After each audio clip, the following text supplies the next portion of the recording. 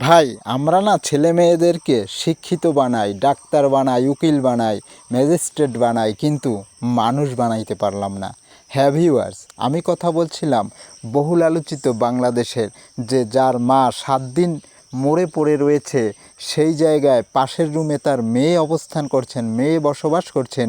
সেই কালনাগিনী মেয়ে, যা স্ক্রিনে ছবি দেখতে পাচ্ছেন, সে পর্যন্ত দেখেনি যে তার মা ওই রুমের ভিতরে পড়ে রয়েছে। এবং তার যে 3 সন্তান, একজন সচিব, একজন বুয়েট শিক্ষক এবং আরেকজন কানাডা প্রবাসী, তারা পর্যন্ত কখনো খুঁজে দেখেনি তার মা কোন অবস্থায় আছে।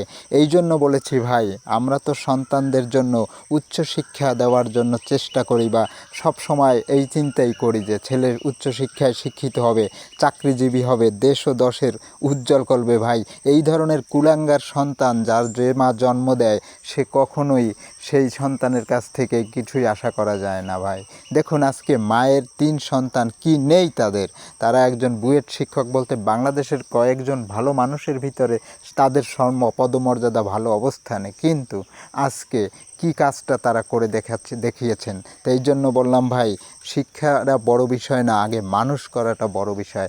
আপনার সন্তানকে কোনভাবে মানুষ করছেন, কিভাবে আপনার সন্তান বেড়ে উঠছে, সেইটাই হচ্ছে বড় শিক্ষা। তো বর্তমানে এই ভিডিওটি সোশ্যাল মিডিয়ায় বা নেট দুনিয়া ব্যাপক ভাইরাল, এবং পরবর্তীতে শোনা যাচ্ছে যে ওই 3 সন্তানের নাকি চাকরিটা থেকে অব্যাহতি দিতে হবে, এরকম একটা সিদ্ধান্ত প্রশাসনিকভাবে আসছে। ধন্যবাদ।